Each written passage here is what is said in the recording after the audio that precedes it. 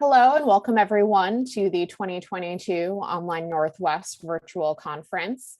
Before we get started, I wanted to acknowledge the land that hosts Portland State University, which is one of our conference sponsors. Portland State University is located in the heart of downtown Portland, Oregon, in Multnomah County. We honor the indigenous peoples whose traditional and ancestral homelands we stand on.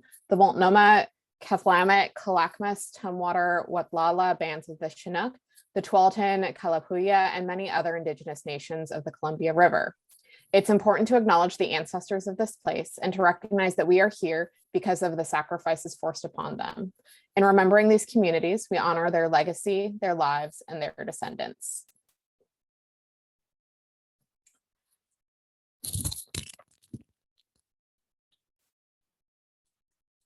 As my cat removes my microphone.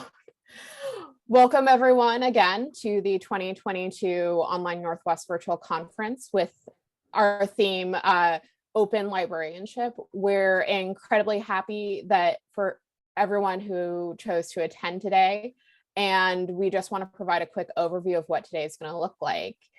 In just a few minutes, Angelique Carson will be providing our keynote, and after her presentation, we'll be hosting a Q&A.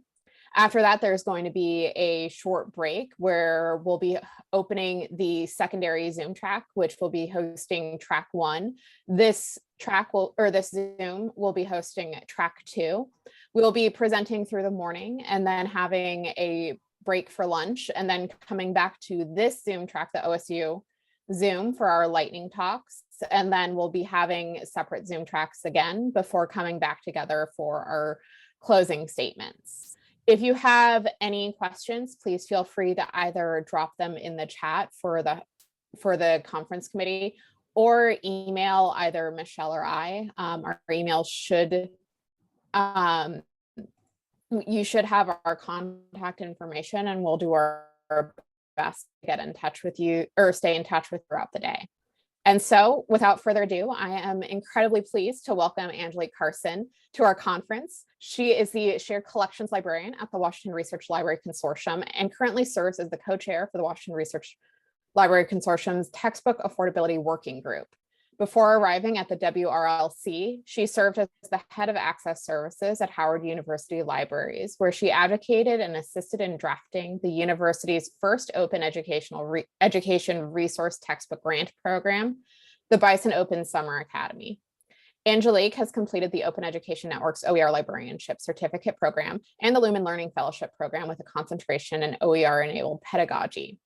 Through these programs, she collaborated with fellow academic OER librarians and instructors, investigating new opportunities to educate, support, and advocate for OER resources.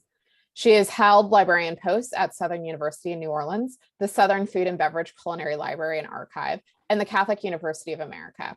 She holds an MLIS from Louisiana State University and a BA in English Literature and Theater Arts from the University of Virginia, and finds good use for her AD in apparel construction from the Fashion Institute of Technology as often as possible.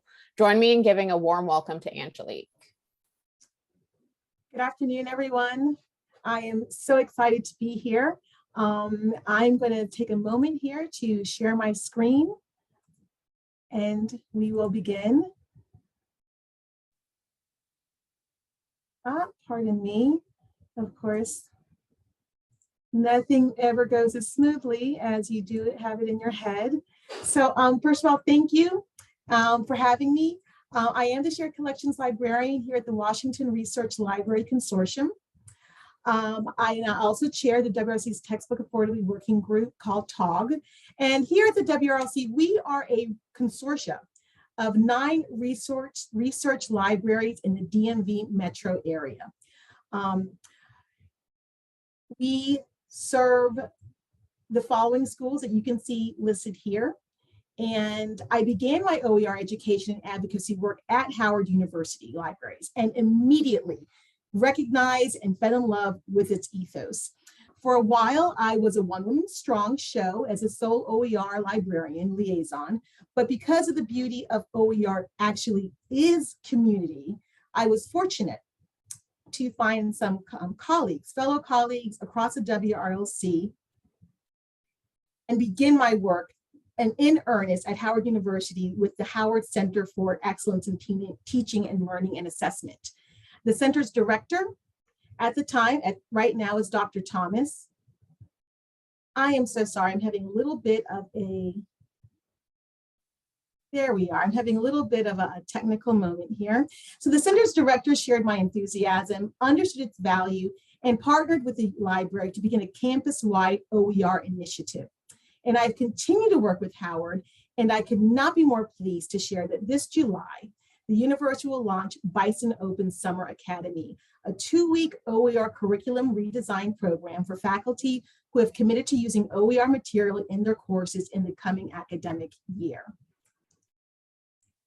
So if for those of you who may not be familiar, Howard University is an HBCU, one of the 107 national higher education institutions identified as a historically Black college and university. Howard is widely recognized as a prestigious university, known for its history and standards of excellence. You may know that Vice President Kamala Harris is a graduate of Howard University, and it educates a robust student population that would be an ideal home for an OER programs. The students I assisted every day were much like myself when I left home for school, first generation, lower income, from marginalized communities and women. And much like other valuable campus populations, again, OER would have been a remarkable resource to my own academic career at the time. I would come to discover that Howard actually does have a significant history in OER that had lapsed, and we will return to that later. And as a librarian, I've served on the front lines and access services for the majority of my career. I was never happier than when I could set aside one of the several hats that we all wear, no matter what library department we may call home, and find myself at the circulation desk. I just really love it. When I am there, no matter how harried the day is, working directly with students, it is crystal clear to me why I am a librarian. And I share this because OER gives me the same joy in my work. Its ethos is exactly the reason I became a librarian. And I count it as some of the most important work that I do. And I'm thrilled to be here discussing this important work with fellow OER allies. And this is an especially crucial time for OER. And I strongly believe that we cannot meaningfully discuss equity, diversity, and inclusion topics within higher education and not include OER discussions. And I'm looking forward to sharing some of the inspiring creative approaches academic librarians, information specialists, and educators like ourselves are finding ways on their campuses to address and advocate for EDI concerns with OER material. So right now, I am going to test my technology to put a survey into the chat for everyone. If you will indulge me, I'd like to just see where we're at collectively. If you'll follow that link to the chat, I will advance the questions and just respond. And I'm going to actually switch my screen here so that we can see the results live. So let's see here. I'm going to begin with the question 1, and let's just see if, can I get a thumbs up to let me know that you've arrived at that, the correct page, to know that if anyone can see the first question? Can anyone let me know? I am only seeing your presenter will start the poll. Okay, so thank you for that. Okay, very good. So on the very first question is, has your institution or any campus departments made recent efforts to address EDI concerns? I'll give you a few moments. Okay. Is your campus library currently discussing how to address EDI, perhaps through collection development, critical cataloging, or mission statements? Okay, numbers are coming in. I'll go to the next one. And have instructors approached you to discuss how they might address EDI concerns within their course material?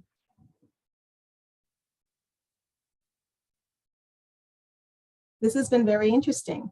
While it seems like there are some unsure. Haven't seen many no's at all, which is just a reflection of the fact that this is very much a highlighted topic across the board in all of our home institutions. So OER campus conversations and advocacy efforts organically begin from a position of affordability, and as they should. It is the same reason DEI is occasionally, you'll see it revised as EDI. Equity must first be addressed before any sustainable initiative can inform diversity and inclusion. And we know that OER is a viable, effective, and sustainable response to the rising cost of a post-secondary education and the unchecked textbook publishing market.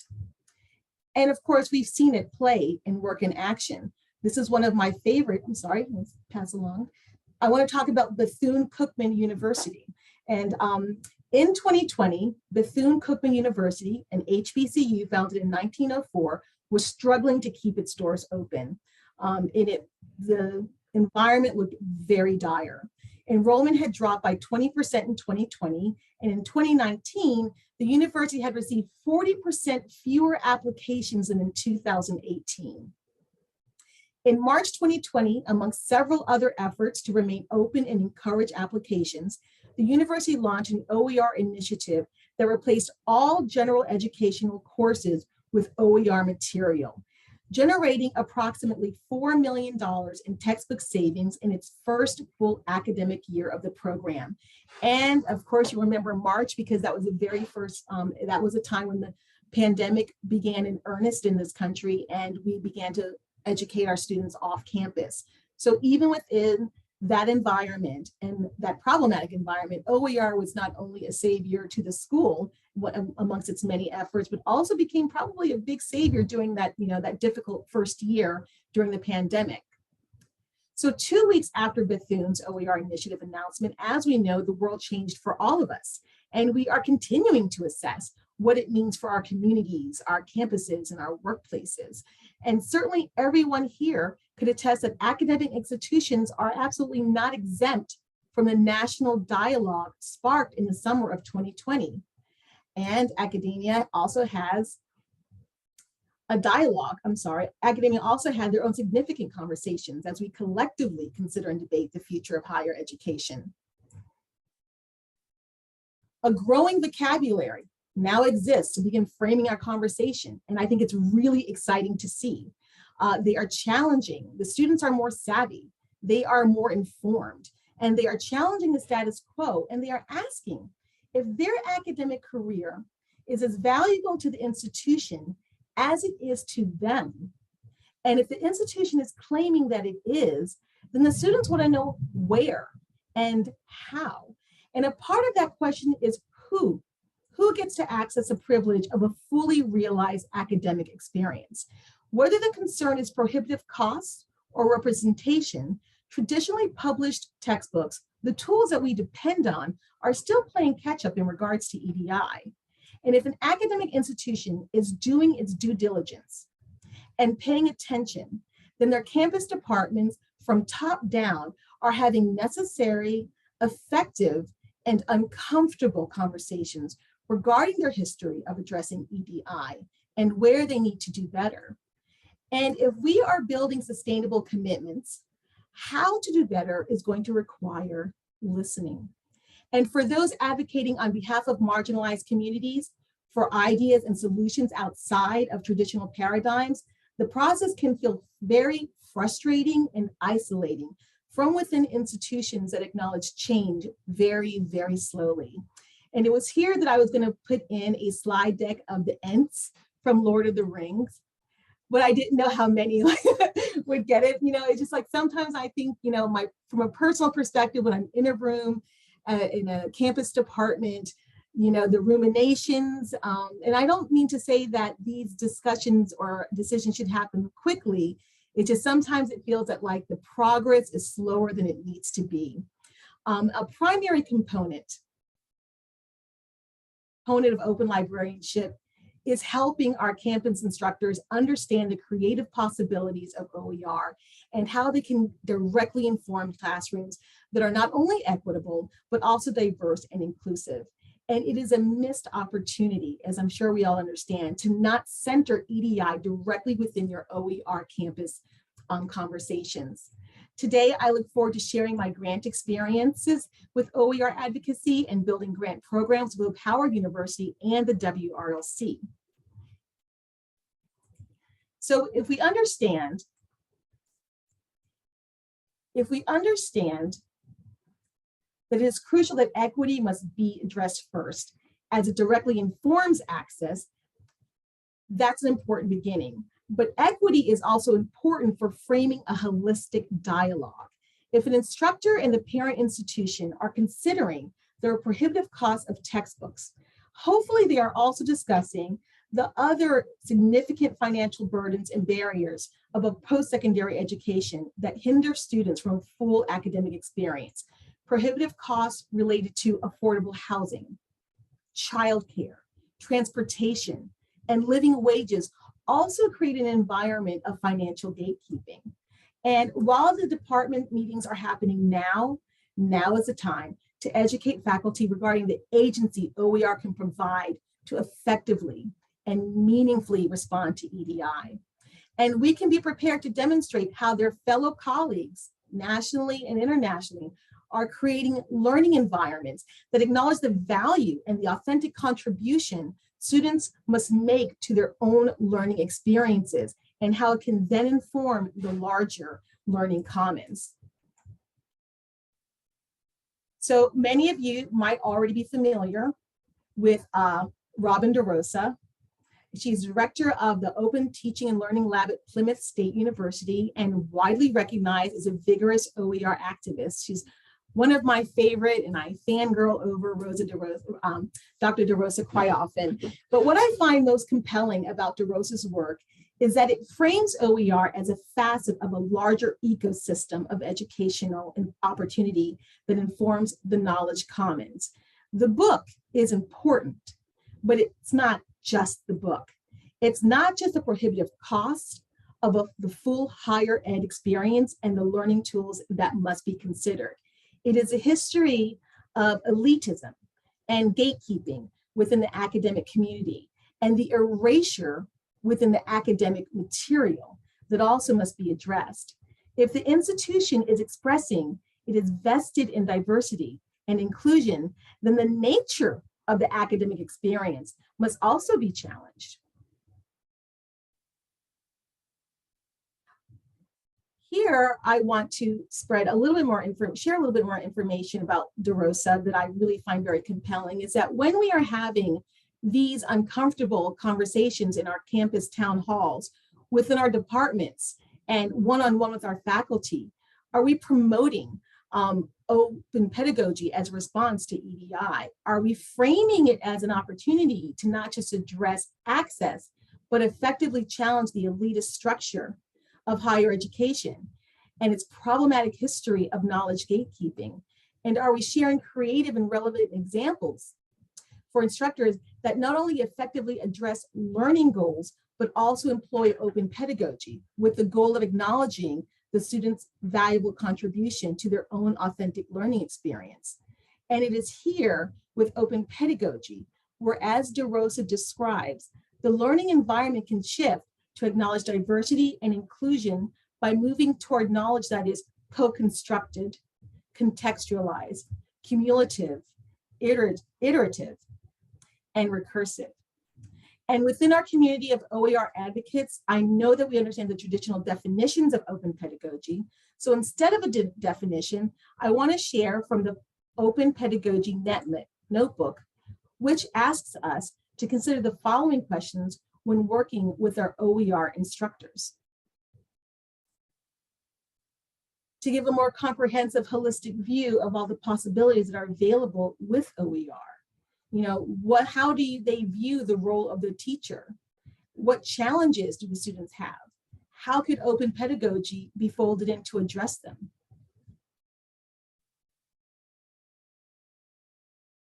So as an English literature major and subsequent owner of more Norton anthologies than I care to count and still own, I want to include DeRosa's open anthology of earlier American literature in our discussion. Now, many of you may be familiar with the seminal open pedagogy project, but I will be sharing it for those who may be more new to OER, and because it strongly resonates with me as a perfect example of the marriage of EDI, OER, and open pedagogy. So DeRosa was drafting her syllabus and perusing Yield Standard and Humanities, a volume from the Norton Anthology series, when she noted that the wealth of the stories, if not all, were out of copyright. And as we know, this is fairly common for survey and foundational courses. So what were the students really paying for? The value of the material in this instance was the proprietary content, the introduction, the foreword, discussion questions, even the table of content. But then DeRosa asked, how valuable is it really? And what did it offer that engaged students and sparked inspiration? And when was it written? Could it offer relevant current commentary? Was it written with an effort to promote a connection or resonate with diverse readers? The answer was no. And if you were a humanities major like myself, you might agree. So could we do better? DeRosa thought yes. And this inspired DeRosa to create the Open Pedagogy Project, titled The Open Anthology of Earlier American Literature. Working with her students, they collected public domain texts, edited them as necessary, and created introductions for each entry to form the beginnings of a new, definitive anthology that was hyper relevant to her students' experiences, their culture, and their current experiences. And the resulting project is a living socio-historical approach, and later iterations provide for boundless opportunities. Since the advent of DeRosa's anthology, similar open pedagogy projects have remixed stories from this and other anthologies to focus on diverse topics such as women's studies, race, gender, and sexual identity. And one of my favorite examples asks students to write the foreword for the story before they read the story, using information they've researched regarding the author, the historical context, and the critical reception.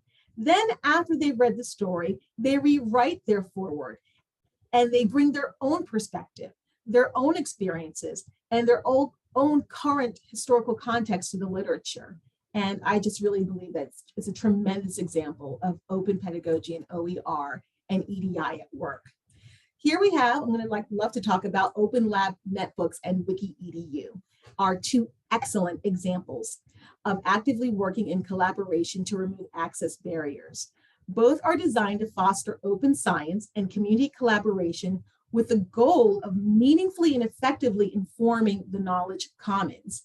Now, in what has aptly been described as counterculture to the competitive research science community, Open Lab Notebooks invites academic researchers and scientists to post their research every few weeks. Polar, again, of the commercial drive of information gathering and storing, Open Lab Notebooks asks, how much could we learn if we combined effort to accelerate research and also employ our diverse experiences and perspectives? So here again is an example of students in partnership with instructors and their global counterparts, meaningfully informing the knowledge commons in an authentic learning experience, an experience that is informed by respecting and valuing the contributions of others outside of their community, really beginning to build international citizens. And when we are discussing the various systemic modes of higher ed gatekeeping and EDI, is there a better example than academic journals? Traditional, profit-driven, peer-reviewed journals are clearly polar of open access. And while we have the tools to track how often an article is cited, what is the real world reach of this information outside of a privileged few? How does its reach compare to access and traffic on a wiki site? 3 months after the onset of the pandemic, we learned that MIT walked away from the negotiation table with Elsevier. When revered and highly privileged institutions are fighting for more favorable access, is it likely a space has been made for EDI or other marginalized communities? Projects like WikiEDU are organically dynamic by nature, and they are built to respond to diverse perspectives. They purposefully make room for open pedagogical contributions that are inclusive, diverse, perpetual, and available for radical sharing. Universities position themselves as institutions that are vested in helping to create well-rounded citizens, but are traditional instructional formats really designed to achieve that? WikiEDU and Open Lab Notebooks create a paradigm that will hopefully inform the engagement of the students in the world as neighbors and contributing citizens within their communities. So for a considerable amount of time, both OER and open pedagogy have been powerful tools of instruction for Indigenous languages, and the work is also accelerating. And one of the key reasons extends beyond the concern of cost. Again, it is EDI in action, and we want to be prepared to share how. Traditionally published foreign language material is largely written from a Eurocentric and colonialist position. And while these scholarly publications may be detailed and exhaustive in their research, they are not written to meet the instructional needs of non-native language learners. So additionally, the effort to standardize in these publications, various regions, is counterintuitive to actually addressing regional differences. Again, a traditional textbook set up for a learning environment that isn't really key to our end learning goals. Now at Howard University, another example I'd like to share, the Modern Language Department is home to the only comprehensive Russian program at a historically Black university in the United States. The faculty head is an enthusiastic campus ally, sharing their OER experience with other faculty, and has used OER resources to support their instruction for decades. When they began teaching almost 20 years ago, it wasn't simply the scarcity of instructional material for Russian languages that made OER so valuable. It was a lack of diversity and inclusion in what little material could be located. And one of the most valuable aspects of the OER foreign language material they use in their coursework is that it is via open pedagogy and that the students participate. They participate in the daily experiences of a diverse representation of Russian ethnicities, religions, and regions. And this opportunity simply was not available until it was created outside of the privileged lens of traditionally published material. And it is this specific value that should be part of all of our EDI campus conversations. OER and open pedagogy are far from being a panacea for addressing EDI.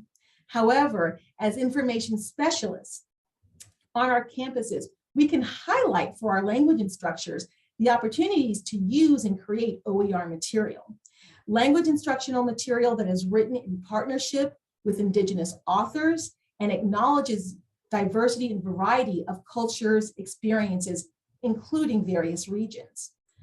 Open pedagogy in language can reframe beyond the mode of knowledge consumption toward opportunities of knowledge creation and radical sharing. And of course, EDI is not a static conversation. The material we use must not only be accessible, but dynamic and available for inclusivity and meaningful input.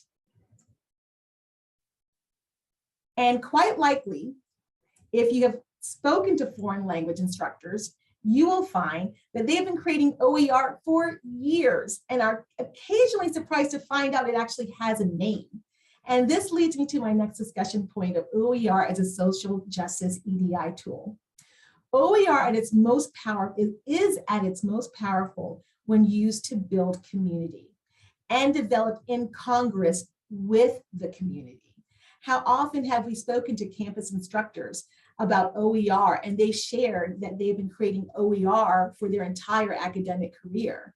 And this was routinely my experience working with faculty at Howard University, where instructors, by the nature of their environment, the topics, their experiences, the students' experiences, are often routinely amending traditionally published material to address BIPOC communities and create material relevant to their coursework that would resonate with their students. So I promised earlier that we would circle back to Howard University's OER history. During the very beginning of my OER education and advocacy work, I discovered that a previous chemistry instructor was one of the original architects and inventors of LibreText. What? I was stunned that that history was right here on our own campus. So here we are, or were when I was there, an institution that would keenly benefit from an OER program in a variety of ways, with faculty who had contributed to a highly esteemed OER resource, with faculty that were used in their own experiences to routinely creating OER material and open pedagogical material, even if it wasn't specifically addressed as so. And this was huge, you know, and I thought to myself, why was this not more commonly known? With such a significant contribution to the field, what kept OER from gaining traction on Howard's campus? And where was the OER community for the instructors who had been creating some format of OER since the beginning of their own professional careers? And not to simplify the challenges of OER advocacy, but I had to imagine some of the cause was a lack of sustained community. When my fellow colleagues and I began building the curriculum for Bison Open Academy, we initially imagined we would solely depend on asynchronous instruction. And this decision was largely informed by an effort to counter pandemic instruction exhaustion. Our instructors were tired, and I imagine yours were as well. And we were thinking, how could we lighten the load? We're so happy that they're going to join us in this new effort as inaugural cohorts. What can we do to make this project more feasible and work with their schedules during the summer hours? But thankfully, we quickly realized that to make this decision would be completely counter to our goals right out the gate. We would be compromising what we hoped would be the catalyst of a campus-wide OER initiative if they could not meet and speak together. So instead, we began to consider how to maximize and get the most out of the fewer synchronous meetings that we would have. How could we employ peer-to-peer learning and elevate the value of open pedagogy? Perhaps even employ some open pedagogy. We want to ensure that we are considering all the available opportunities to locate and engage those instructors cross campus who are already creating OER, but still haven't identified it as such. So the question becomes, you've heard me mention community several times already. And if it is impossible to discuss EDI without an investment in OER, then it is equally difficult to promote OER without a sense of community. And one of the most remarkable aspects of OER is that what it provides as a service and a resource is also what it fosters, community. So who else on your campus could use some good trouble? OER, both the advocacy work and the resources, are valuable because they are dependent and informed by inclusivity. So if we aren't informing our OER advocacy with supporting campus communities, it isn't the success story it could be, and it is a missed EDI opportunity. Who else could be a part of your project? Who else could benefit? Is there an opportunity for outreach? And what can we do to help them find each other? And how can we invest in facilitating those relationships? I will let you know right now that I have my eye on Howard University's first year experience. Every incoming student is required to attend. In this course, that is a credit course, the students learn about the history of Howard, the history of DC, which has a significant contribution from the Black community that's lived here, and a living dialogue as to where you'd like to eat. These are different parts of the city. How much more powerful would that document be if it could be informed and updated by all the students in that course? Not only that, but right in their first semester, you are creating OER allies just from the very exposure to the material itself. It's a pretty exciting opportunity, and I'm hoping to gain some traction with it in the coming months after our inaugural launch of the Bison Summer Open Academy. So OER might be a slow burn within the hollowed halls of academia, but it is accelerating. And traditional ivory towers are responding to the unchecked publishing market that informs academic peer-reviewed literature.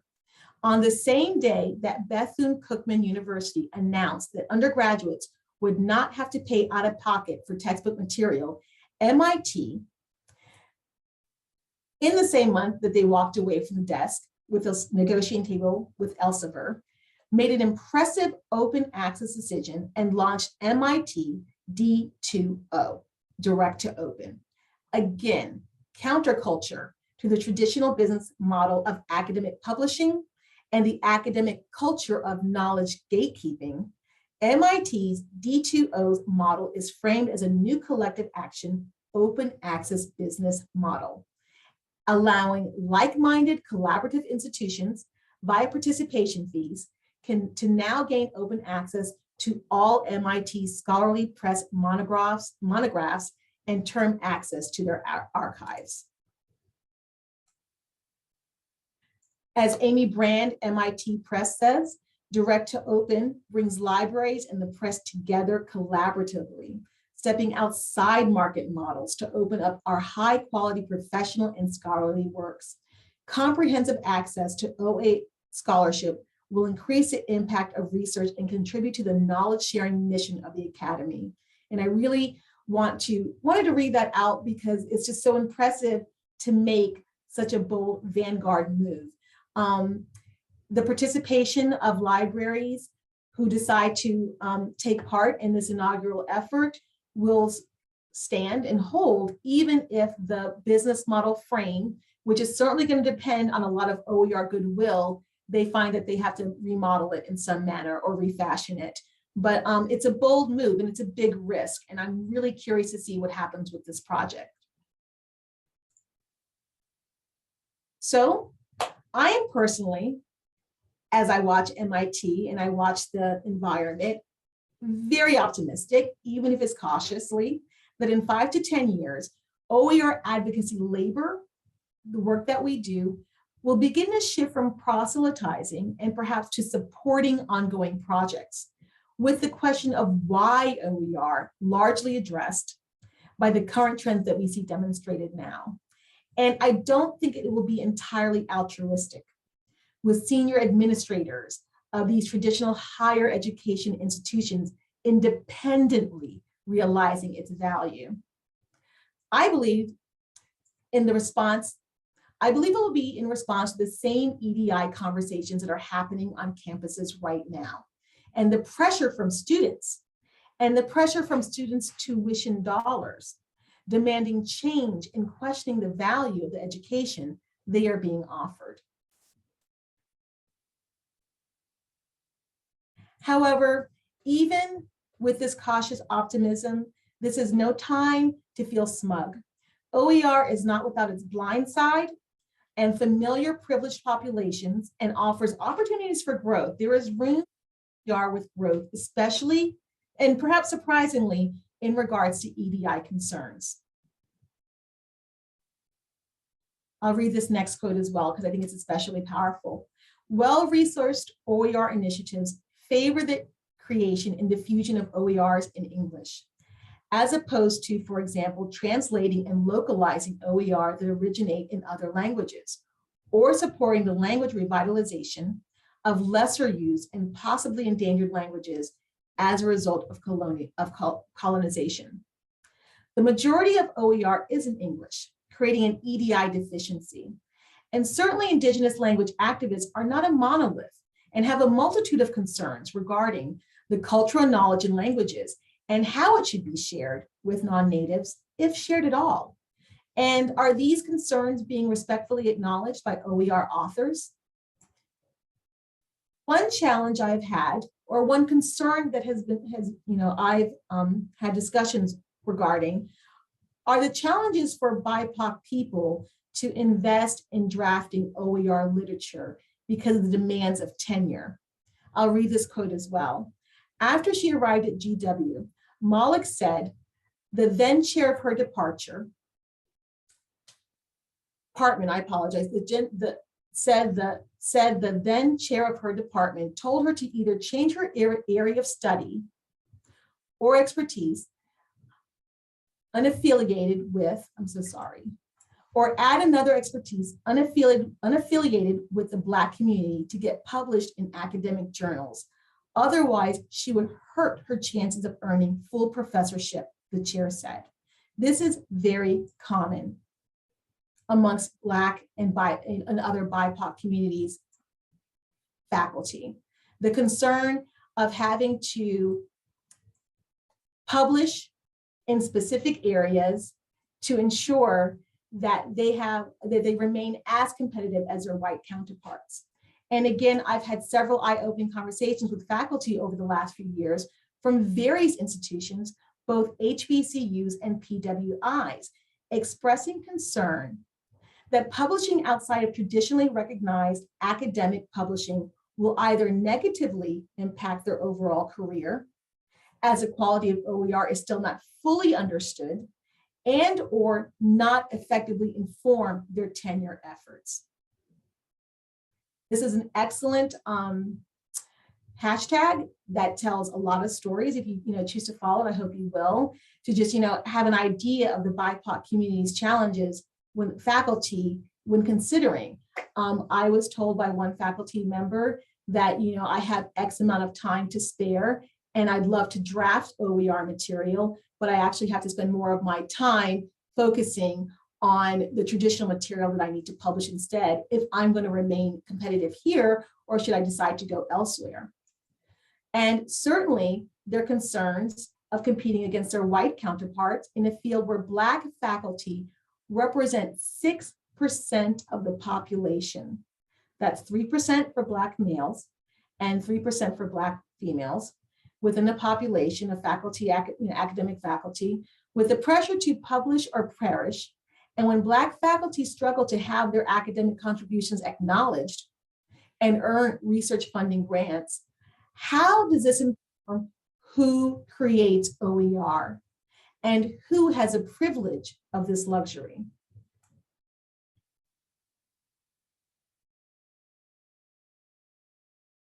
Additionally, simply providing for OER informs one facet of the EDI question, only informs one facet of the EDI question.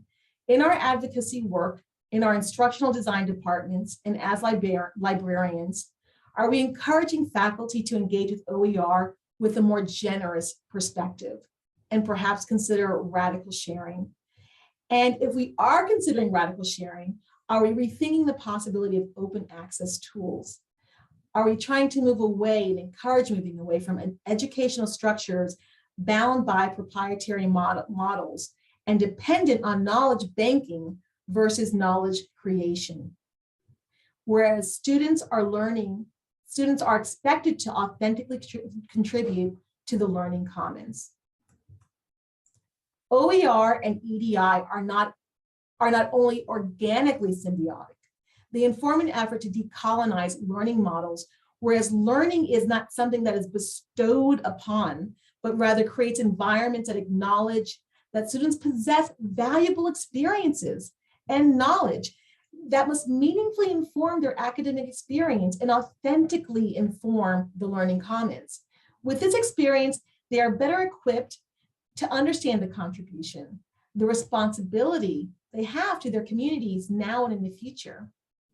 as professional information instructional specialists, our advocacy could absolutely follow suit. So I want to thank you again for having me here and inviting me today. And there's just so much work to be done. I want to wish you all the best luck. Sorry, I'm gonna stop sharing there. I want to wish you all the best luck on your efforts.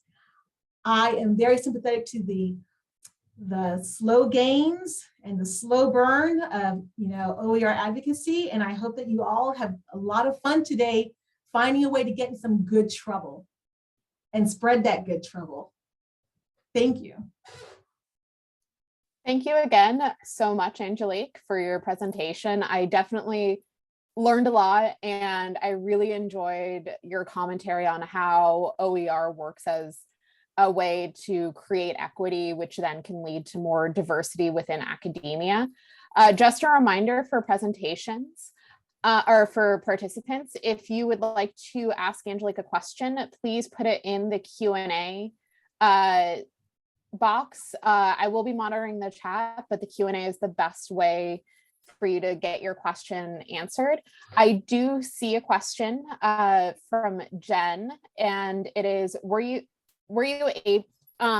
was great to hear about your work and initiatives. Were you able to secure funding for the Bison Academy, or how were you able to secure funding for the Bison Academy?